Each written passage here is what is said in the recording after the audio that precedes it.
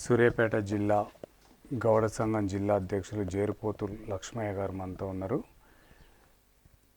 గౌడ సంఘానికి ప్రభుత్వాలు ఎట్లాంటి న్యాయం చేస్తున్నాయి, బీసీ వర్గీకరణ ఏర్పడ్డ తర్వాత బీసీలకి ఎట్లాంటి న్యాయం జరిగిందో వారిని అడిగి తెలుసుకునేందుకు ప్రయత్నం చేద్దాం. నమస్తే సార్. మీరు గౌడ సంఘానికి జిల్లా అధ్యక్షులు కొనసాగిస్తున్నారు సార్.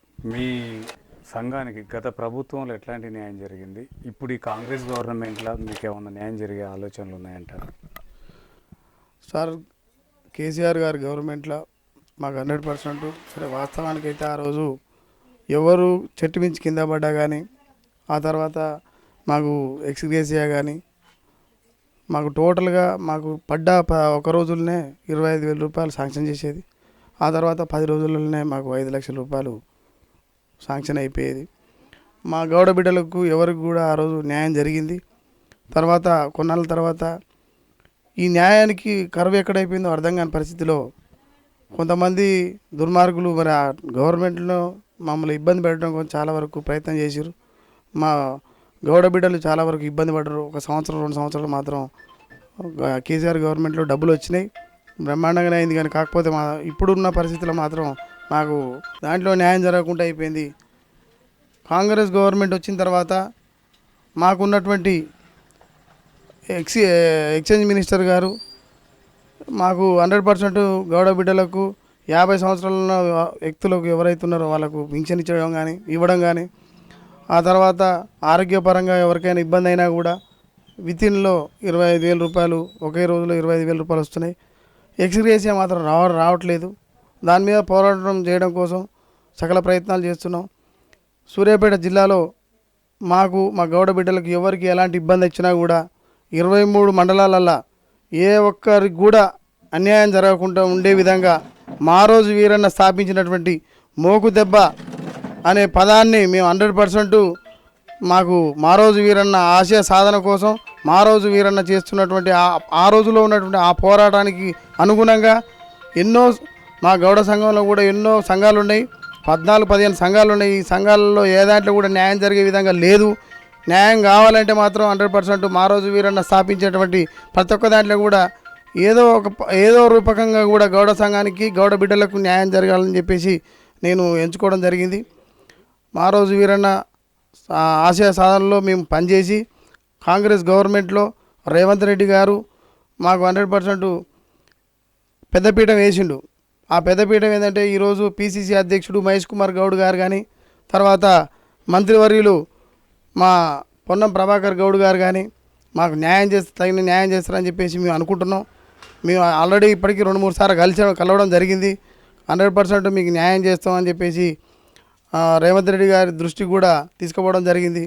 మా గౌడ బిడ్డలకు ఖచ్చితంగా న్యాయం జరుగుతుందని చెప్పేసి మేము ఆశిస్తున్నాం. మేము అదేవిధంగా జాజిరెడ్డిగూడెంలో సర్దార్ సర్వాయి పాపన్న గౌడ్ విగ్రహాన్ని కూడా మా అందరి గౌడ బిడ్డల అందరం కూడా ఏకతాటిగా ఉండి 100% సర్దార్ సర్వాయి పాపన్న గౌడ్ అయాల కిలాష్పూర్ కిల్లానే ఆ కోటనే కొట్టినటువంటి మహోన్నతమైన వ్యక్తి. మాకు కూడా రక్తం మరుగుతుంది.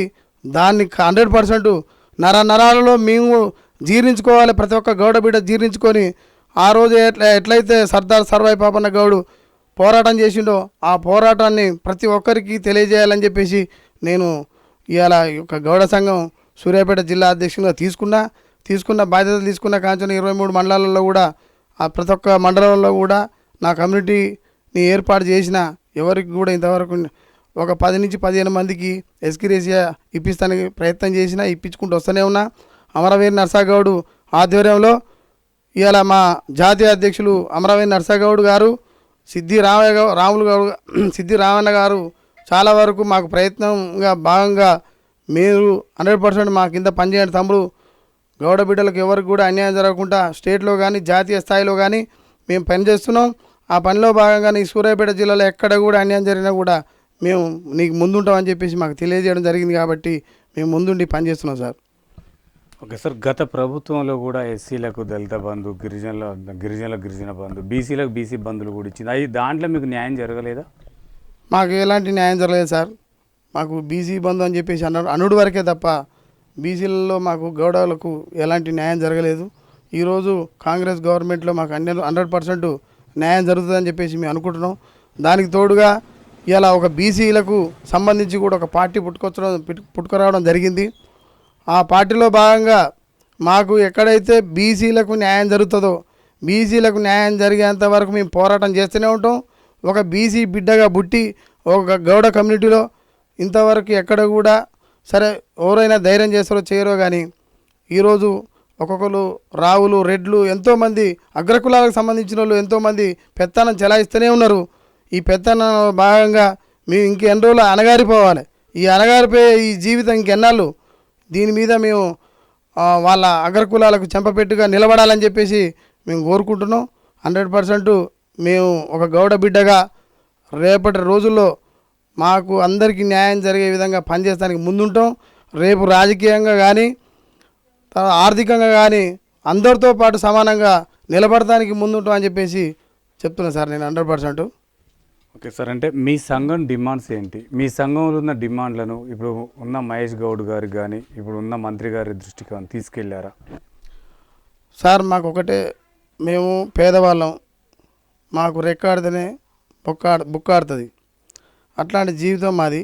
ఆ జీవితంలో భాగంగా మా గౌడ కమ్యూనిటీలో ఇప్పటివరకు కూడా ఆ రోజు కేసీఆర్ గారు గొర్రె కాసుకున్నోనికి గొర్రెని గొర్రె కాసుకోవాలి, గౌలోడు కళ్ళు తీసుకోవాలి, రకరకాలుగా ఆ రకంగా ఉంటేనే నేను నా కొడుకు నా బిడ్డ నా అల్లుడు టోటల్గా నాకున్నటువంటి వ్యవస్థ మొత్తం కూడా చదువుకోకుండా ఎవరైతే ఉంటారో అలాంటప్పుడు మాకు అడ్డమే ఉండదని చెప్పేసి ఆ రోజు వ్యవహరించారు.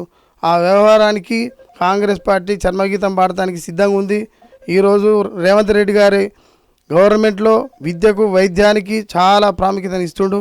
ఆ ప్రాముఖ్యతలో భాగంగా మేము కూడా ఒక బీసీ బిడ్డగా నాకు 3 పిల్లలు, ఆ 3 పిల్లలను కూడా చదివించుకుంటే రాబోయే రోజుల్లో పోటీగా అగ్రకులాలకు పోటీగా నిలబడటానికి ముందుస్తా అని చెప్పేసి నేను చెప్తున్నాను సార్. సార్, అంటే మీ సంఘంలో ఉన్న సభ్యులకు కానీ ప్రభుత్వాలకు కానీ ఏం చెప్తున్నారు సార్? మా సంఘంలో ఉన్న సభ్యులకు నేను ఒకటే, నాయకత్వం అనేది ఒక గౌడ బిడ్డగా నాయకత్వం వహించడం కోసం ఎవరిలో తక్కువ కాదు, అందరితో సమానంగా ఉన్నోళ్ళమే. అవతల ఉన్న అగ్రకులాలనే మనిషే, మనం కూడా మనుషులమే. ఒక మనిషిగా ఆలోచించి ఒక మనిషి తత్వానికి సంబంధించి ఎవరైతే ఎక్కువగా ఊహించుకుంటారో ఆ ఊహించుకున్న దానికి అర్థం చూపించే విధంగా మనం ఉండాలని చెప్పేసి నేను కోరుకుంటున్నాను సార్. దాంతోపాటు ఈరోజు మా గౌడలకు ఎవరికి కూడా ఒక ఫింక్షన్ 50 సంవత్సరాలు దాటగానే ఫింక్షన్ ఇస్తా అని చెప్పేసి రేవంత్ రెడ్డి గారు గవర్నమెంట్లో ఇచ్చారు. తర్వాత ఇప్పుడు మా ఆడబిడ్డలు మహిళలు మాత్రం ఫ్రీగా బస్సుల మా కళ్ళుకు సంబంధించి కానీ తర్వాత మూకు ముస్తాదులకు సంబంధించి కానీ కుండలు తీసుకురావడం కానీ వితిన్ 10 నిమిషాలలో బస్సు ఎక్కి ఆధార్ కార్డు తీసుకొని పోతే బస్సు ఎక్కి పోయేస్తే ఏమంటే పోయేస్తారు, అందుబాటులో ఉంటారు. మాకు ఎలాంటి ఇబ్బంది లేకుండా ప్రస్తుతానికైతే కాంగ్రెస్ గవర్నమెంట్లో మా ఆడవాళ్ళకి మాత్రం మంచి జరిగింది. తర్వాత మాకు కూడా 100% ఈ గవర్నమెంట్లో మంచి జరుగుతుందని చెప్పేసి ఆశిస్తున్నాం సార్. ఎవరికి తక్కువ కాకుండా ఉండే విధంగా ముందుకు పోతున్నాం అని చెప్పేసి తెలియజేస్తున్నాం. ఓకే సార్, అంటే బీసీ వర్గీకరణ ద్వారా బీసీలకు న్యాయం జరిగిందంటారా? బీసీలకు ఆ రోజుల్లో కేసీఆర్ గారు బీసీ బంధు అని చెప్పేసి సరే ఎలక్షన్ ముందట ఏదో మోసం చేద్దామంటే ఆ మోసాన్ని తిప్పికొట్టడానికి బీసీలు కూడా ముందుకు వచ్చారు. వాళ్ళకి ఈరోజు 42% ఇస్తా అంటారు. కాకపోతే మా డిమాండ్ ఏంటంటే మేము చాలామంది ఉన్నాం, మినిమం 65 నుంచి 75 వరకు ఇస్తే బాగుంటుందని చెప్పేసి మేము డిమాండ్ చేస్తున్నాం గవర్నమెంట్ని. Okay sir, thank you sir. చూస్తున్నానండి మీ తెలుగు టీవీ.